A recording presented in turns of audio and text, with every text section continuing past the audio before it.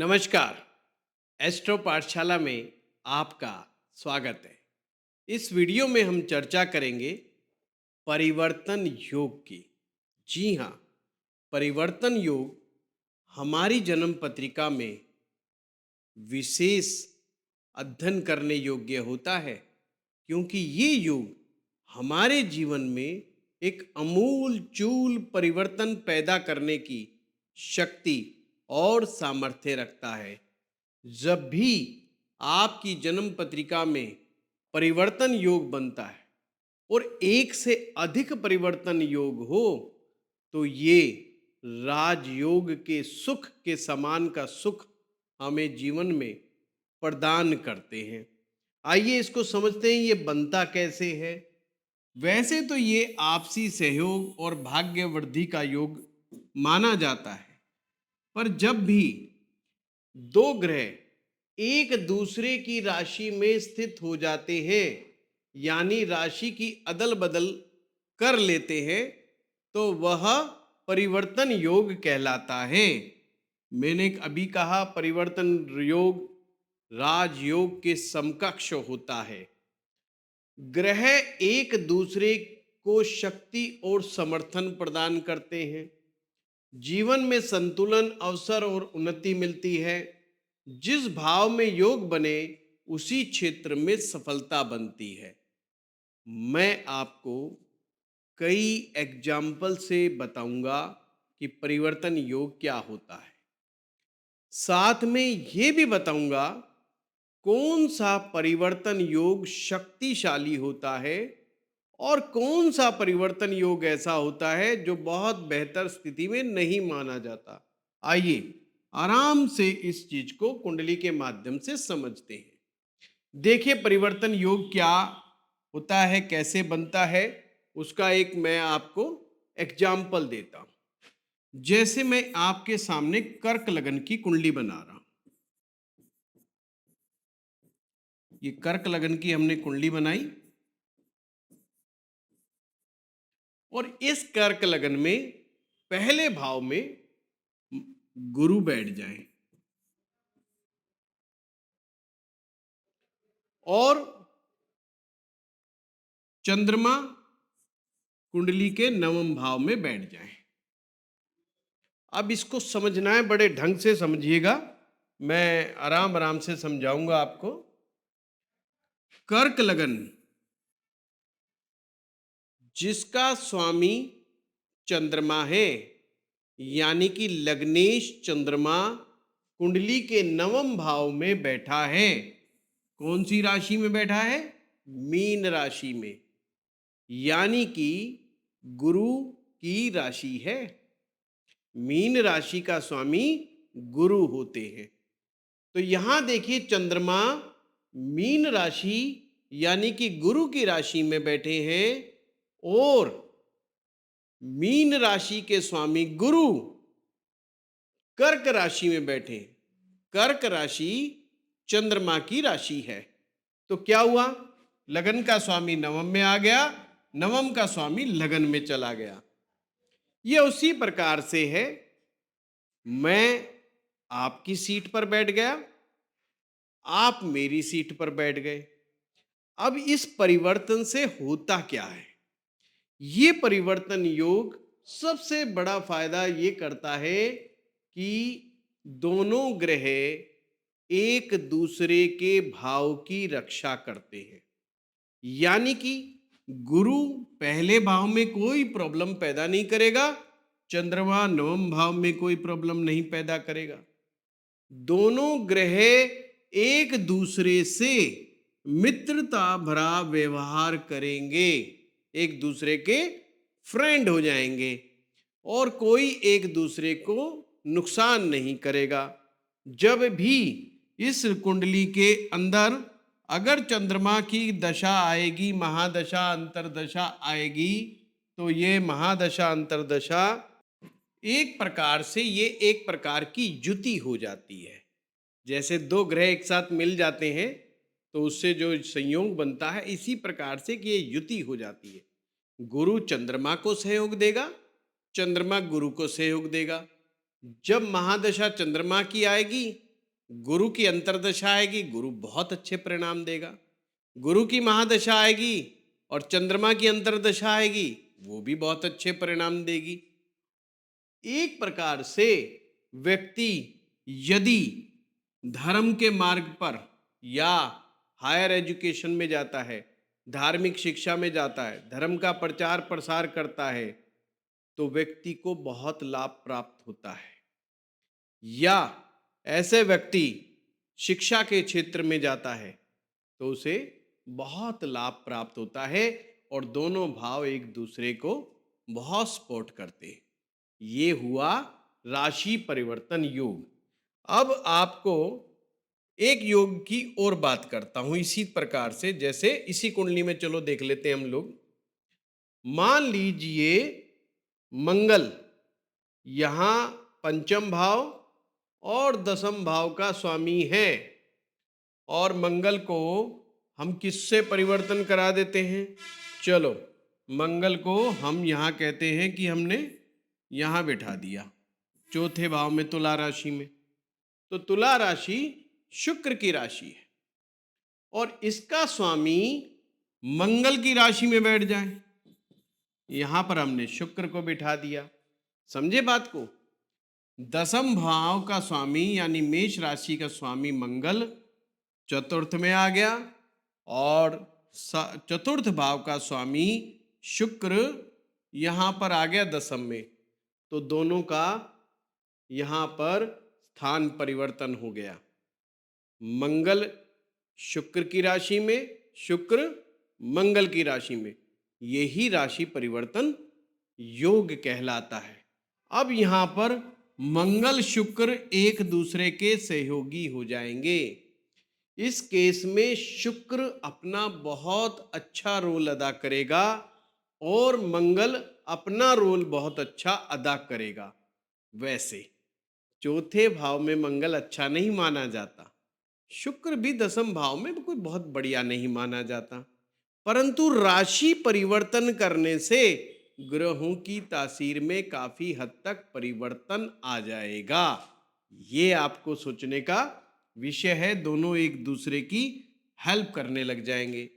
यानी अगर हम सामान्य रूल से देखें तो जो ग्रह देखने में कमजोर लग रहे हैं वो एक दूसरे को सहयोग देंगे तो दोनों में अच्छा बल उसे प्राप्त होता है और वो दोनों ग्रह जीवन में उनको लाभ प्रदान करने लग जाते हैं। ये है राशि परिवर्तन योग। ये परिवर्तन योग D1 में भी घटित हो सकता है, D9 में भी घटित हो सकता है।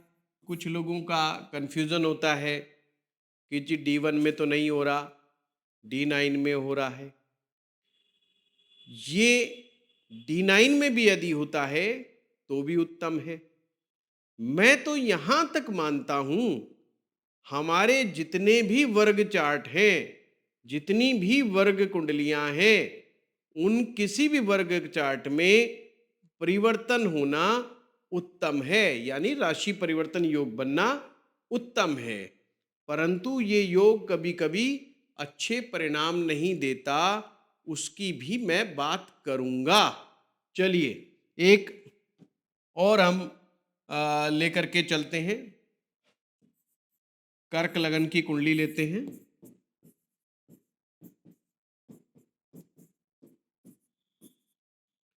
और चंद्रमा को यहां पर बिठा देते हैं। लग्नेश चंद्रमा दसम में बैठा, दसम का स्वामी मंगल लगन पे बैठ गया, ये भी आपस में राशि परिवर्तन हो गया। इस राशि परिवर्तन होते के साथ ही जो मंगल हमें देखने में नीच राशि का लग रहा है कि साहब मंगल तो नीच राशि का है, पहले भाव में बैठा है, पर यहां पर नीच भंग योग बन गया।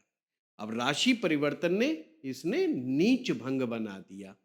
अब होना तो ये चाहिए इस व्यक्ति के पास जमीन जायदाद मकान वाहन की कमी होनी चाहिए, पर ऐसा बिल्कुल भी नहीं है।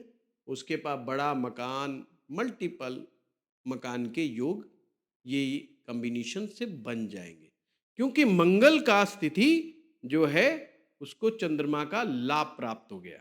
अभी हमने चंद्र मंगल की युति के ऊपर वीडियो बनाया है। अगर अभी तक आपने नहीं देखा, चंद्र मंगल की युति का वीडियो जरूर देखें। इससे ऐसे व्यक्ति के जीवन में जब भी धन की आवश्यकता हो, धन उसके पास होता है। फाइनेंशियल क्रंच का सामना वो जीवन में जब भी 28 वर्ष का हो जाएगा, उसके बाद से वो नहीं देखता, पीछे मुड़ करके नहीं देखता है। तो ये सफलता का योग भी है, परिवर्तन योग।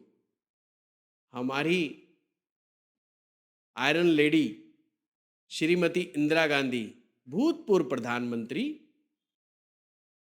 जिसको कि आयरन लेडी के नाम से जाना जाता है, उनकी जन्म पत्रिका में भी परिवर्तन योग थे और एक से ज्यादा परिवर्तन योग था।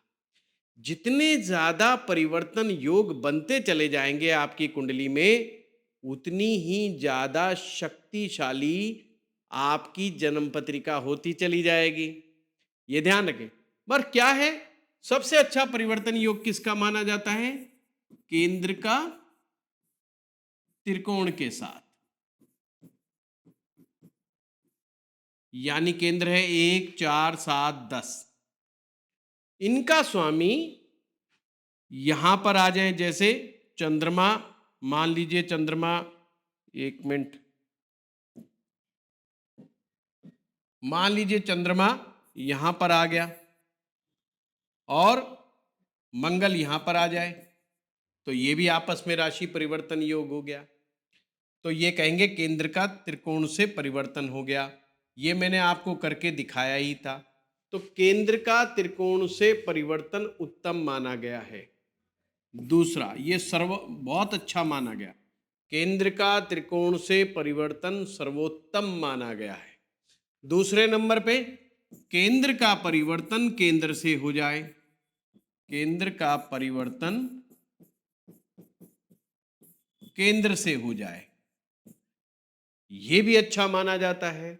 जैसे यहां पर चंद्रमा बैठ जाए और शुक्र यहां आ जाए, या जैसे इंदिरा गांधी जी की कुंडली में था, जैसे उनका भी कर्क की लगन था, वैसे ये सब हम इंटरनेट पे जो डाटा अवेलेबल है उसके आधार पर मैं कह रहा हूं कि इंदिरा गांधी जी की कुंडली का कर्क लगन था, क्योंकि हमने तो देखी नहीं भाई उनकी जन्म पत्रिका। अब वो किसी ज्योतिषाचार्य को, विद्वान व्यक्ति को दिखाती होंगी, पर हम एज ए स्टूडेंट जब पढ़ते थे तो वही पढ़ते आए हैं कि कर्क लगन की थी इंदिरा गांधी जी, है ना। मेरा अपना ये मानना है, बहुत सारे सेलिब्रिटीज कि जो डाटा दिया होता है, डेट ऑफ बर्थ टाइम दिया होता है इंटरनेट पर, वो काफ़ी हद तक गलत होने के चांस बहुत ज़्यादा होते हैं। ये मैं किस आधार पर कह रहा हूँ? मुझे भी जीवन में कई बार सौभाग्य प्राप्त हुआ बड़े लेवल के राजनीतिज्ञों की कुंडली देखने का और सेलिब्रिटीज़ का, फिल्मी जो दुनिया के लोग हैं उन लोगों की जन्म पत्रिका को देखने का। पर जब उनसे मुलाकात होती है, जब वो अपनी डिटेल देते हैं, तो मैं जब आकर के घर आकर के देखता कि यार ये तो उन्होंने ये बताया था पर इंटरनेट पे तो ये अवेलेबल था। जमीन आसमान का अंतर तक होता है। ये इतना बड़ा उसमें गैप मिल सकता है। तो इसलिए मैं कह रहा हूं कि हम सिर्फ उसके आधार पर बता रहे हैं। मान ले, अब उनका क्या था कि चंद्रमा यहां बैठा हुआ था, शनि यहां बैठा हुआ, तो ये एक प्रकार से ये भी राशि परिवर्तन हो गया। लग्नेश सप्तम में, सप्तम का स्वामी लगन में आ गया, तो ये राशि परिवर्तन हो गया। राशि परिवर्तन से ग्रहों के गुणों में भी काफी हद तक परिवर्तन देखा जाता है। ग्रह के गुणों में परिवर्तन होता है, एक दूसरे के प्रति सहयोग बढ़ जाता है। और एक विद्वान का तो ये मत है कि आप इसको ऐसा देखो, इसको अगर जैसे ये योग है कि यहां पर जैसे इसका स्वामी यहां बैठा है चंद्रमा और इसका स्वामी यहां बैठा है, तो इसको मानो कि शनि यहां बैठ गया, मतलब ये अपनी अपनी सीट पर आके बैठ गए। मतलब ये उसी तरीके से कहने का वाला रिजल्ट दिखाएंगे जैसे चंद्रमा का फल लगन में होने से होगा, यानी लग्नेश लगन में बैठा हो, जिसे लग्नाधिपति योग कहते हैं, वो ही रिजल्ट इस व्यक्ति की कुंडली में होगा। और सप्तमे सप्तम में बैठा हो, उसी प्रकार से ये योग बनेगा। पर इसमें विद्वानों का थोड़ा सा मतभेद भी है, हम उस पर नहीं जाते। मेरा ये मानना है कुछ चार्ट में ये चीजें दिखाई दे सकती हैं कि वो प्रभाव आता है। जैसे अभी कर्क लगन की कुंडली देखी थी, कर्क लगन में नीच का मंगल बैठा था और उसका राशि स्वामी दसम में बैठा था, दसम का लगन में बैठा था। तो वो ऐसे असर करेगा जैसे कि मंगल दसम में बैठा हो, चंद्रमा लगन में बैठा हो। एक और मैं बात बताना चाहता हूं, जिन लोगों की जन्म पत्रिकाओं में ये राशि परिवर्तन योग होता है, उनके अंदर फ्लेक्सिबिलिटी बहुत होती है, ये रिजिड नहीं होते। फ्लेक्सिबिलिटी जीवन में होना बहुत जरूरी चाहिए, नहीं तो आप दूसरों को सुनना ही बंद कर देते हैं। आप एक टीम प्लेयर की तरह काम ही नहीं कर सकते। फ्लेक्सिबिलिटी होगी तो आप अपनी कमियों को भी सुनेंगे, उस पर विचार करेंगे, मंथन करेंगे और अपने अंदर परिवर्तन पैदा करेंगे। मेरी भाषा में मैं इस परिवर्तन योग को कहता हूं, एक ऐसा व्यक्तित्व जो अपने जीवन में परिवर्तन करने के लिए हमेशा तैयार है। फ्लेक्सिबिलिटी के साथ साथ इन लोगों में लीडरशिप के गुण भी आ जाते हैं। तो दूसरा नंबर है लीडरशिप क्वालिटी। ये लोग बड़े अच्छे लिसनर होते हैं। जब ये स्ट्रगल कर रहे होते हैं तो इनकी टेंडेंसी रहती है कि हर किसी से कुछ ना कुछ सीखते रहें, हर किसी से कुछ ना कुछ लर्निंग लेकर के आगे बढ़ने की इनकी बड़ी अच्छी क्वालिटीज होती है। तीसरी क्वालिटी होती है, ये लोग लोगों को बड़े अच्छे तरीके से समझ सकते हैं, या इसे कह सकते हैं पब्लिक डीलिंग। इनकी पब्लिक डीलिंग बहुत अच्छी होती है। श्रीमती इंदिरा गांधी जी बहुत अच्छी स्पीकर भी थी और पब्लिक की नब्ज जानती थी, जनता क्या चाह रही है बड़े अच्छे से समझती थी, बहुत अच्छे से उनको डील करती थी। इसलिए भारत देश आज भी उनको याद करता है, क्योंकि उनके अच्छे कार्यों के लिए भी याद किया जाता है। वैसे तो नेताओं के बारे में कहा जाता है अच्छे और बुरे दोनों चीज़ों के लिए याद किया जाता है, वो हर इंसान के साथ होता है। फिर भी अगर हम केवल परिवर्तन योग की बात करें तो उसमें अच्छी चीज़ों के बारे में हम बात कर रहे हैं। जैसे राशि परिवर्तन होता है, ऐसे ही मित्रों नक्षत्र परिवर्तन भी होता है। इसके ऊपर भी हम किसी दिन जरूर वीडियो बनाएंगे आपको कि कैसा होना चाहिए कैसा नहीं। अब चलिए, कौन सा परिवर्तन अच्छा नहीं माना जाता? केंद्र का परिवर्तन 6, 8, 12 से, यानी कि केंद्र का मालिक कोई भी ग्रह है, छठे भाव का स्वामी, आठवें भाव का स्वामी, 12वें भाव के साथ परिवर्तन कोई अच्छा परिवर्तन कई बार नहीं माना जाता है। कई बार कुछ केसेस में अपवाद हैं, जैसे कर्क लगन में चंद्रमा और गुरु अगर आपस में राशि बदलने फिर भी फायदा हो जाता है। दूसरा है त्रिकोण का 6, 8, 12 से परिवर्तन। ये परिवर्तन भी अच्छा नहीं माना जाता।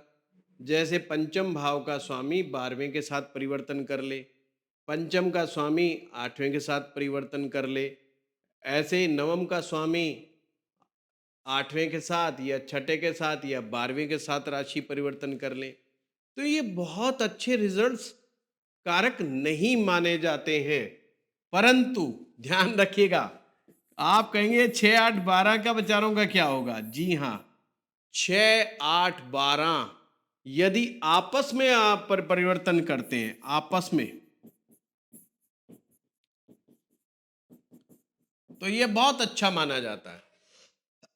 जैसे छठे भाव का स्वामी 8वें में आ जाए, 8वें का स्वामी छठे में आ जाए, वाइसा वर्षा, छठे का स्वामी 12वें में आ जाए, और 12वें का स्वामी छठे में आ जाए, 8वें का स्वामी 12वें में चला जाए, 12वें का स्वामी 8वें में आ जाए।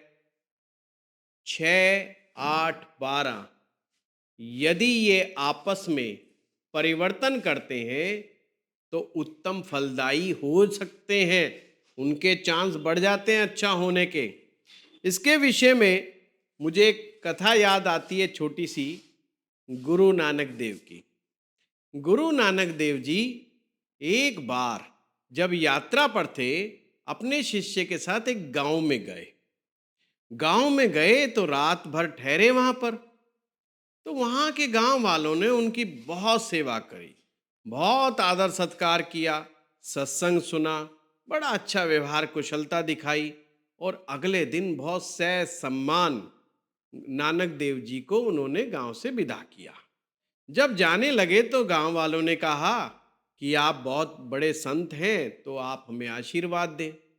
तो नानक ने आशीर्वाद दिया कि तुम सब उजड़ जाओ, ये गांव उजड़ जाए तुम्हारा, कोई तुम यहां पर ना रह सको, और दे करके चल दिए। ये बात उनके शिष्य को बड़ी अखरी कि आज तो गुरुजी ने बहुत उल्टा आशीर्वाद दे दिया, ऐसा तो नहीं देना चाहिए था। और बहुत ही बढ़िया लोग थे, इतने बढ़िया लोगों को इतना बुरा आशीर्वाद, ऐसा नहीं होना चाहिए। पर जब अगले दिन वो एक किसी और गांव में गए तो गांव में कुछ ऐसे शरारती तत्व थे जिन्होंने उन्हें लूट लिया, उनका अपमान किया, उनका निरादर किया, उनको रात भर परेशान किया।